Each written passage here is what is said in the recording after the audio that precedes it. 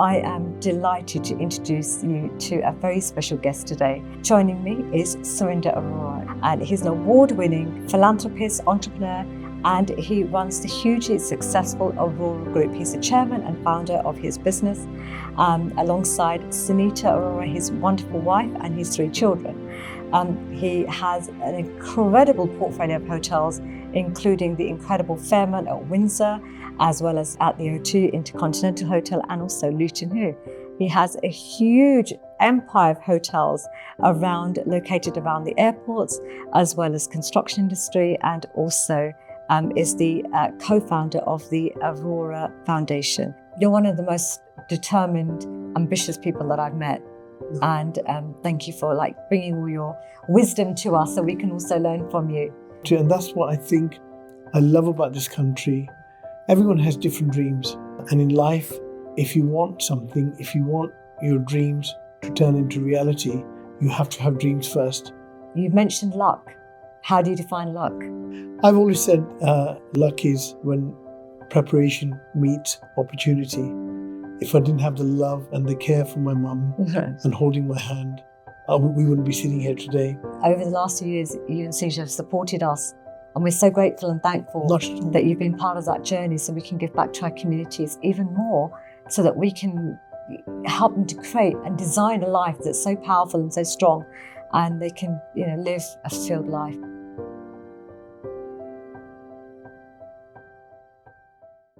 I am so happy to welcome you today, Surinder, for joining me. You're a very, very busy person, and you've taken special time out to have this great conversation so that we can find out more about who you really are, Surinder. Thank you so much. Very dear friends, and you're welcome anytime. Thank you.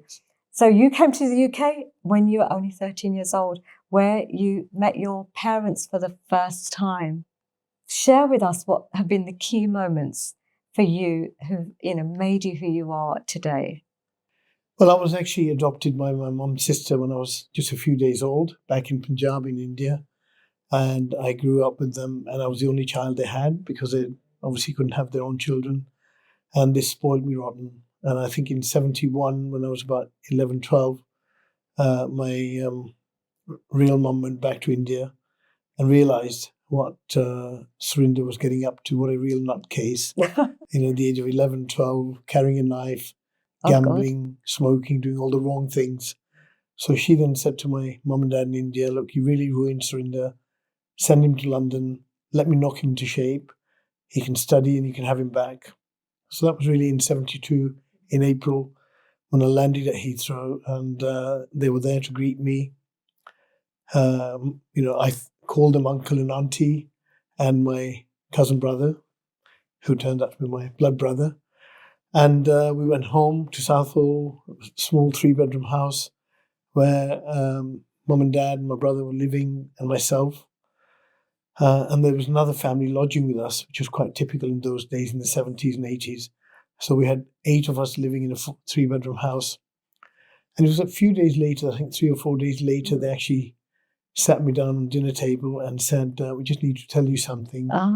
We're your natural parents, and we gave away when you were young. And it was a shock. I didn't know what to say or do. I was kind of like, wow.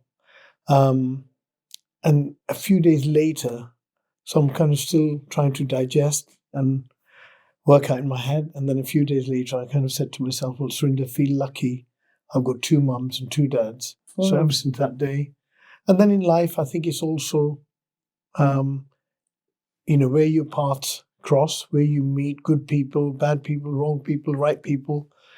And I was going to the school in Acton with all the foreign students learning English all day for the first few months. And I met this lovely dear friend of mine, Sukhbir. And one day we never liked the traditional English lunches at school. So we used to take our own prontas at lunchtime. So we're sitting outside the school on a bench, and we're having our lunch. And he's on my right. And I said, Sukhbir, I really hate my mum. What do you mean? And I said, she's too strict. I can't do anything. I can't talk to anyone. I can't go out. I really hate her. And he's sitting next to me, and he's got tears in his eyes. And I said, what's wrong with you? And he said, Surinder, feel lucky. You've got a mum. Yeah. I lost my mum when I was 6 years old, and my best friend is my dad. And if I was you, I'd make your mum or your dad your best friend. And after that day, my mum became my best friend. This is such a powerful message, actually, for young people that may be listening to this show.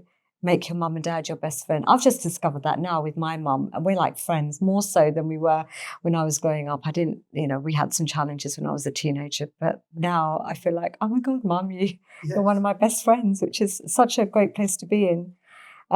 You've come into the hospitality industry. How did you decide this is what I want to do?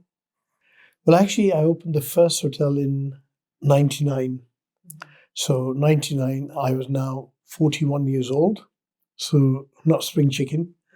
But I actually just saw an opportunity. So for me, I've done lots of things. When I was young, 18, working as a junior clerk for BA, wanting to be a pilot, didn't have enough money. So I used to go and be a wine waiter in the evenings at one of the airport hotels. So I'll do 2 jobs at a time.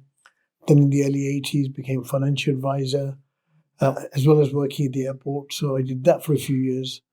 And then in the kind of, I'd say, mid-late 80s, I started investing a bit in real estate, buying a house, a shop, renting it, renovating it, as well as doing my financial advisor job and my British Airways job. So I was literally working 7 days a week. And my 2 hobbies by then, football referee and flying. That's right. So, I was blessed then, obviously, when I got married to Sunita in 82. Blessed with 3 kids. And I remember the first 15 years of our married life, we only had 2 family holidays in 15 years. But that was my choice. And the choice was, I sat down with Sunita and said, look, we want to have nice houses, nice cars, nice holidays, we want to send our kids to private school. And, if we work hard, we can achieve these dreams. Well, honey, why don't you look after the kids and my mum and dad, and I'll work. So that was a kind of team effort. And we started doing that. So, but doing all those hours, 15, 16, 18 hours a day, Sunita, seriously, we used to live in Ickenham at that time. I had 3 kids, and she'd pinned my photo on the inside of our front door. And underneath that, she'd written, if you see this man, let him in, he's your dad. Oh. So, but that was our choice. We wanted, and that's what I think I love about this country. Everyone has different dreams. And in life, if you want something, if you want your dreams to turn into reality, you have to have dreams first. And our dreams was whether it was cars, houses, private education for our kids. So that's really where it started. And then I guess in early 90s, 93, 94, I bought these 4 houses in the auction on Bath Road near Heathrow. And I bought these houses for literally £161,000, £40,000 each. Renovated them, then thought, should we sell them, rent them? Then I thought, actually, Heathrow, there's plenty of hotels, but there's no B&B, no guest houses. So we decided to open up a guest house, and we used to charge people £15, £20 a night. And I would run around and check the guest in. My dear Sunita was my reservations manager at home in the kitchen, so she'll take the bookings. Okay. And one of our neighbours, young mum Linda, who had 2 kids, young kids, so when the kids went to school, she would be my housekeeper. I see. So it was a team of 3. We started off, went really well, pray to God. Then I started buying the other adjoining properties. And then, because I love talking to people, and lots of crew from British Airways that used to stay in our B&B would say, we love New York and we hate Heathrow. So would tell me why. New York, the hotel's owned by BA. We get great security, great service. Heathrow, we stay in different hotels and we get treated like cattle class. I see. And that's when I decided to write to British Airways. I didn't know anyone in hotel contracts. I said, I can build you a crew hotel. Initially, everyone laughed at this and thought, one crew hotels will never make it a success because the airlines pay less than half the rate, the normal going rate. Mm-hmm. The crew who are so well traveled, they don't really want to spend much money in restaurants, pay movies, laundry, dry cleaning, other things. So everyone said, Surinder's going to fail. And even when I came up with the idea to Sunita, and Sunita said, are you having a laugh? What do you know about hotels? Yeah. But I love those challenges. And I then remember, obviously, trying to borrow nearly £20 million from the bank to build my first hotel. And even my bank director, wonderful guy, Tom Potter, he said to me, "Are you flipping mad? Construction can run over budget over time, and you could end up losing everything and be in a council house." And that made me more determined. What conversation did you have in your mind, though? Like, I'd love to know what's going on in your mind. It's just I'm so excited on something. Yeah. No one in the country, in the UK, had ever built a crew hotel. So it never happened before. So it was different. Two, of course, the challenge is, because everyone's telling me, "You're mad, you're mad, you're mad." And it took me nearly 20 months to convince British Airways, because they had a huge risk that I was sharing my vision, my dream with them. And they said, "But what happens if you don't deliver your dream and you turn a hotel into 40 towers and our crews don't rest? If they can't sleep because they're so heavily unionized, they just won't fly. We'll end up cancelling all our flights. It's a huge risk." So I managed to convince them on the basis, look, if I don't deliver what I promise, don't move in. So that gave BA the tick in the box. But that was a huge cross in the box for my bankers. They're saying, on one side, you're telling us you got the BA business, and on the other side, you got this clause that it may never happen. So it was kind of managing that. It was big risk, And then I remember, Anita, when I was sitting down with my architects, and I said, "Please build me a 300-bed hotel." And the architect, the senior lead architect, said, "So, Mr. Arora, you want 300-bed hotel? What do you want back of house?" And I looked at him and I said, "Sorry, what is back of house?" And then he explained to me, and he said, "Well, laundry areas, staff areas." And so I said, "I used to work as a waiter at the Renaissance at Heathrow. Let me take you there." So I took him there, and basically I said, "Build me the same back of house." And then he said, "And by the way, what size lifts do you want?" I said, "Give me same as Renaissance." So anyway, my project managers then wrote what we call ERs, the employer's requirements, in a document that this is what we want to build, that they can give out to the contractors to build for me. Mm. So we chose. I was quite determined after hearing everyone, including my dear Sunita. I was determined to try and not fail and build this on time, on budget, or under budget, before time. So when we started, and I knew nothing, but I'm always willing to learn because I love talking to people. And they started the construction project, Langs. And I said, "Where's my lifts coming from?" And they said, "We've signed up with a company called Custom Lifts." Never heard of them. I've heard of Otis, Schindler, Coney. So I said, "I want to see their lifts." So they took me to London, Edwardian building, 4 stories. I get in the lift with a couple of people, including the MD of the construction company. And I said to him, "I can't see your sign name." I said, "Normally when I go in, I see Schindler, Otis. And no, we buy all bits together, we put it together. And that's how most of the lift companies work." And I said, "So how many engineers have you got in the company?" And he said, 4, plus me as the MD and owner. So I said, "If my crew gets stuck in the lift and your team member, your engineers are sick or on holidays, what happened to my guest?" "Oh, as the MD, I'll be there." I came out of that meeting and I said to Langs, "Over my dead body, am I having these lifts?" And I then went of my own accord to Otis, Schindler, and Coney and said, "I want to have this 18-person lift." And thank God, the guy at Otis said to me, "Mr. Arora, can I ask why you're going for 18-person lift?" And I said, "Oh, it's same as Renaissance." He said, "I can give you what you like, but 18 number is a bespoke lift. If you go for 16 or 21, it's off the shelf, and whereas a bespoke will cost you double the price." So I then took him on my site and said, "Can you give me 21-person lift? Because I know nothing." Yeah. And he sees my site and he said, "But your lift shaft's already under construction. I can't fit a 21-person lift, but I can fit a 16-person lift." So I said, "Please give me that." Yes. So I started getting involved, knowing nothing. And then I remember saying to Langs, I said, "I want cherry doors, American cherry." And they came up and said something ridiculous like £660 for a door. And because I knew nothing, I said, I can go to B&Q and buy a door for 50 quid, not realizing you need special fire check doors and everything else. So I'm not paying 660 for a door. I went round the country. I remember going to Scotland, Nottingham, and I found a company in Saffron Walden, near Cambridge, I think, somewhere around there. And I did a deal with them to buy the doors at £380. So I got involved, not knowing anything, hence I managed to deliver the project ahead of time and under budget. And one of the things, the project manager was a wonderful guy, English guy, Tim Coleman.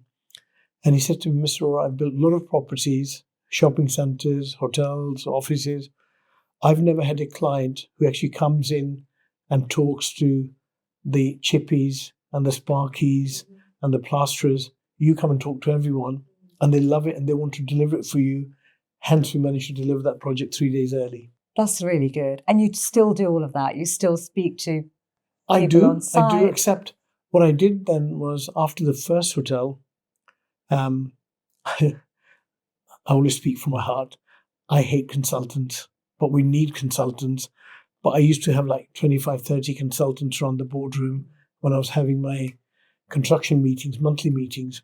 And then I realized, why not actually have my own in-house team? Yes, yeah. So I then recruited 4 key people, project manager, QS, MEP, and an architect. And in my own head, I thought, well, if I employ these key people, and if I only build one project every 5 years, I would still be quids in.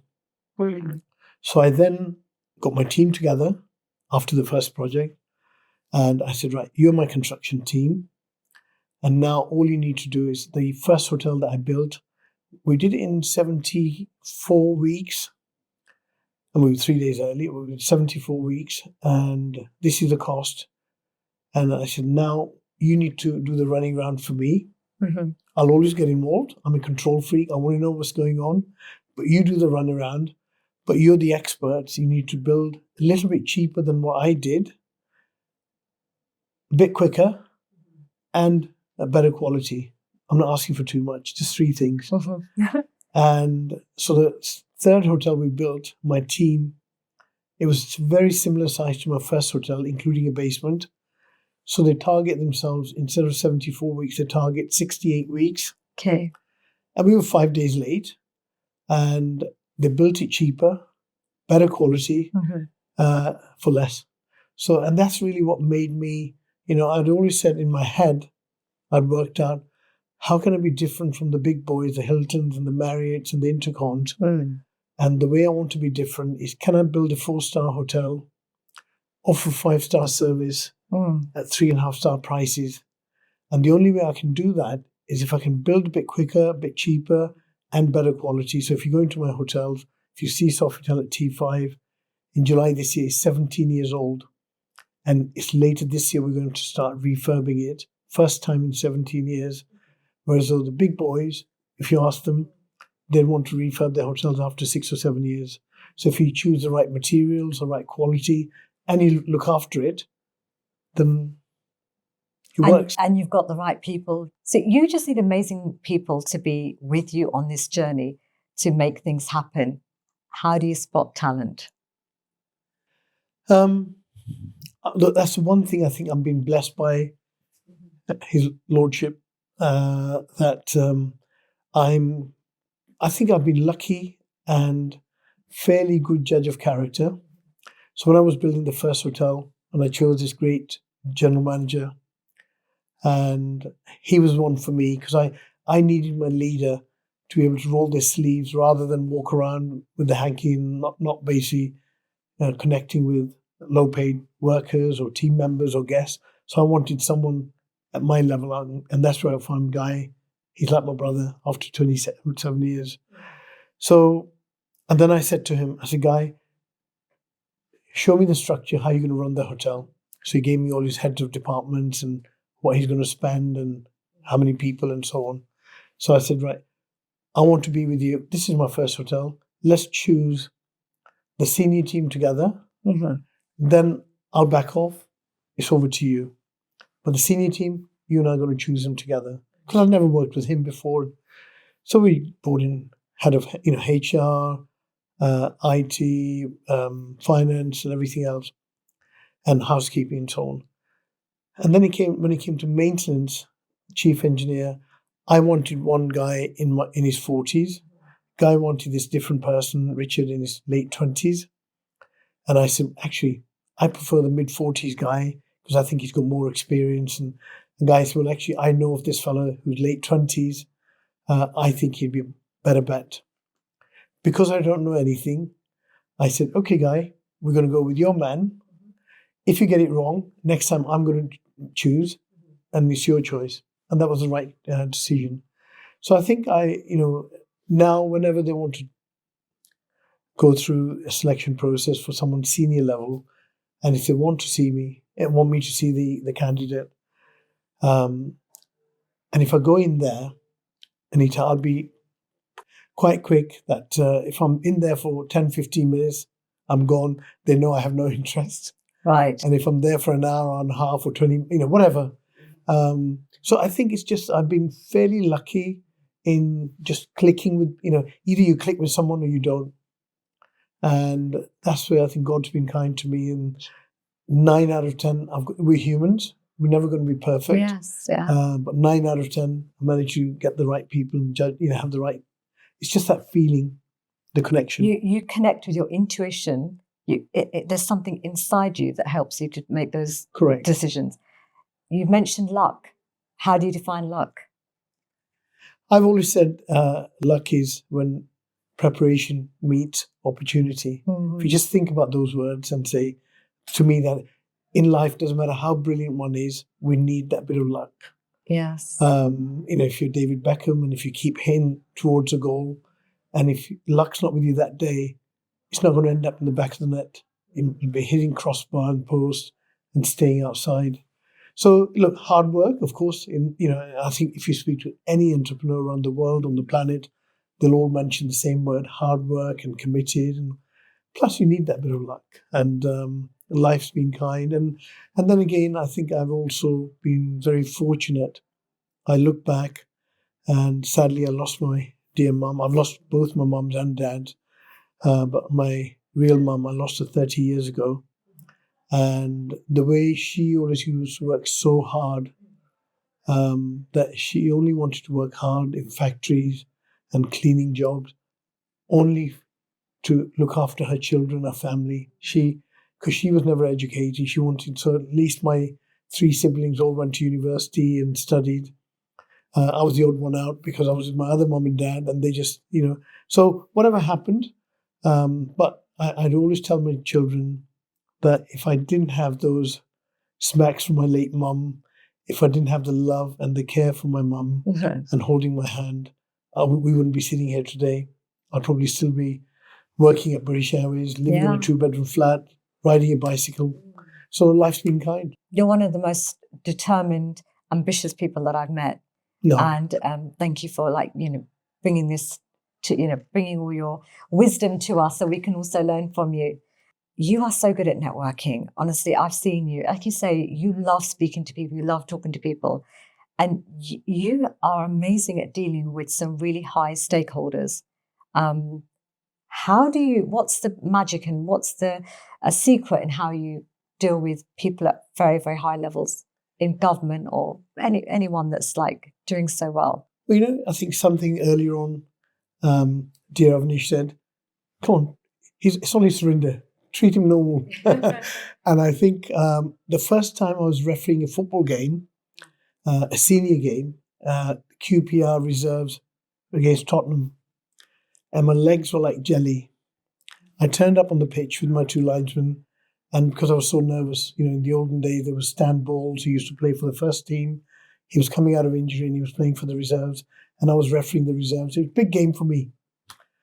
And I was so nervous and I made so many mistakes.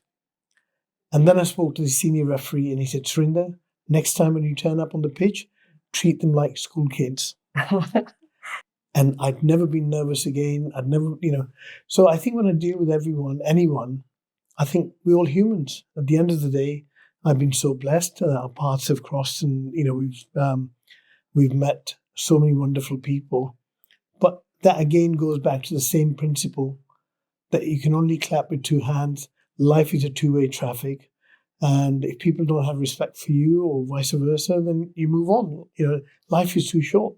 So I think I've just been fortunate on that side. And on that note, you have been so generous and so kind, both you and Sunita, in supporting us with, you talk about hard work, determination, setting goals. We've been doing the vision board workshops for goodness knows how many years, probably 11 years now. And over the last few years, you and Sunita have supported us. And we're so grateful and thankful that you've been part of that journey, so we can give back to our communities even more, so that we can help them to create and design a life that's so powerful and so strong, and they can live a fulfilled life. You live a hugely fulfilled life with your grandchildren, and you share those magic moments with your children, your family. And now that you've got more time, which, what do you love doing in your spare time now? Well, look, one, of course, I've always loved sport, and I play a bit of golf, but now the biggest joy for me and Sunita is really family time. Yeah. Having been blessed with 8 grandchildren. We recently just made, I wouldn't even say toughest decision. I've always said that one day I'm going to go back to India. Okay. Because of life. My sister's there. Yes. My elder brother lives there. And Pune we love. And, so really, and then we got a house in Dubai and we'll spend some time there. Blessed Family with kids life, and family time. But I still love work. So, in the olden days, we'll look at retiring at 60, 65. I want to go as long as I can work. And I enjoy work. I'll continue working. But we made one of the toughest decisions. When I say it's not actually the toughest, it was a question of, well, actually, we should move to India or Dubai now because of tax situation, what recently came up. And we said, well, actually, our grandkids are young. I'm still working. Actually, would rather stay here. You're only going to pay tax when you make money. Why worry about it? So, that's a family decision that I'm proud and happy to have made. Excellent. And then getting on to the Heathrow side, we are very different in each other. Surinder, I always tell people I'm very unorthodox.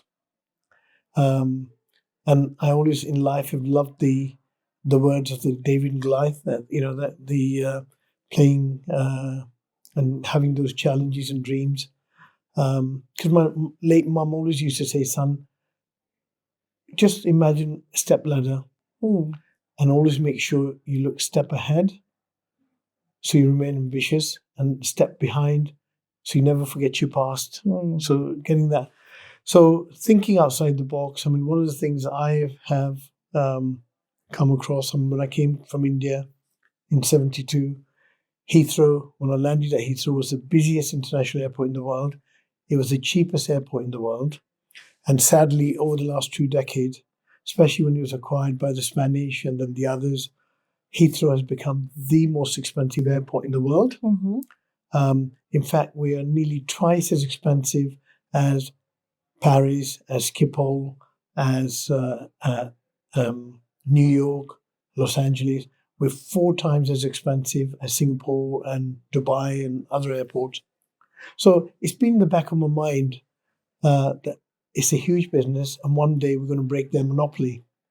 So again, no one would believe Surinder. But over the last 15, 20 years, I've been acquiring a lot of land, a lot of other buildings around Heathrow, Gatwick, Stansted. And we kept quiet until the government, the Howard Davis Commission report, which came out in 2016, 2017, when they said expansion should happen at Heathrow. And that's when we went to the government, DFT and CAA, and we said, actually, we want to create competition. And I said, well, what do you mean? I said, well, when it comes to building a new terminal, we want to build a new terminal. And they all kind of laughed and said, go away. And I said, a couple of, not just the main reason, because we actually own the land, where the 65 acres next to T5, it's our land. We're going to build the terminal. But everyone, CAA kept saying Heathrow West, which is the name we gave ourselves, Heathrow West, you're not credible. the government DFT and Chris Grayling was the Secretary of State for Transport. Never really gave us any of his time. And when he finally did call me into his office in Parliament, in front of his senior team, he sat down and he said, Surinder, you've done really well in life. Do you want to be known in the history books as the guy who derails my project? And I couldn't believe it that he said it 3 times on record. And then I said to him, I said, Chris, are you more interested in your vanity project, or are you interested in what's right for the nation? We then, Anita, pre-COVID, I had over 300 consultants working full-time. Project managers, architects, engineers, traffic, aviation, from America. That's a lot of people, 300. Well, pre-COVID, we spent over 50 million of my own cash. Right. On this project. I see. But because I believe in it, I'm passionate. Yeah. And what Heathrow Airport, the CEO at that time, Joan Holland Kay, used to say to the government, oh, Arora are only interested, they're only trying to enhance their land values. Mm-hmm. And I said, no, we want to make a difference. So finally, in May 2020, when after COVID started, the CA published a report and said, Heathrow West, you are credible. Until then, they used to say there's only one party that's credible for Heathrow expansion, and that's HAL, Heathrow Airport Limited. And now they actually have us.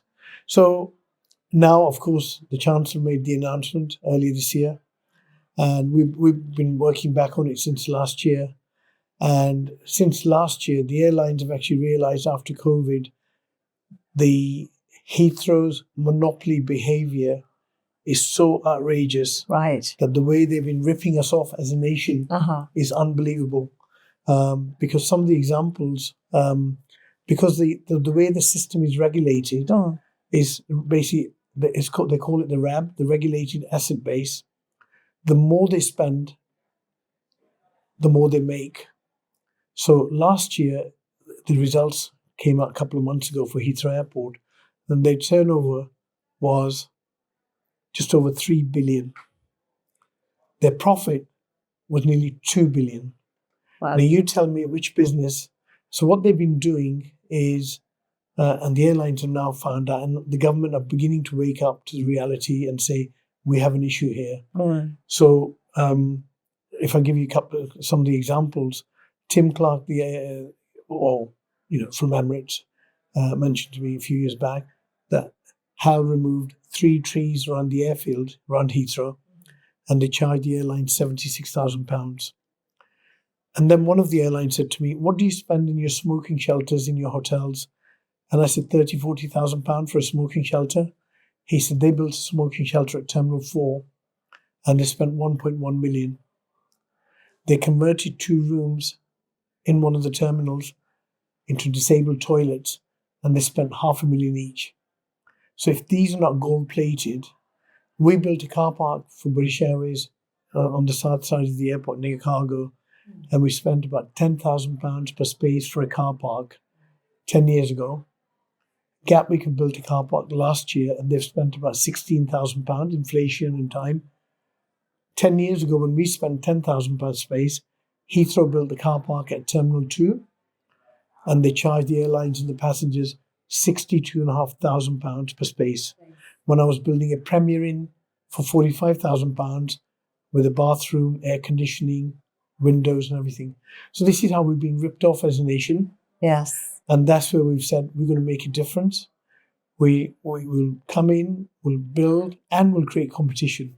So that's really what we're working on at the moment. You have the competitive edge.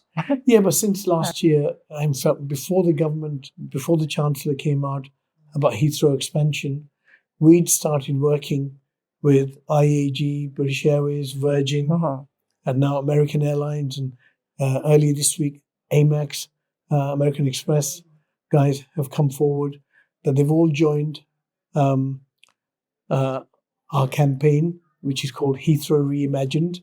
So if you look on the website, Heathrow Reimagined, you read about it and hear about it.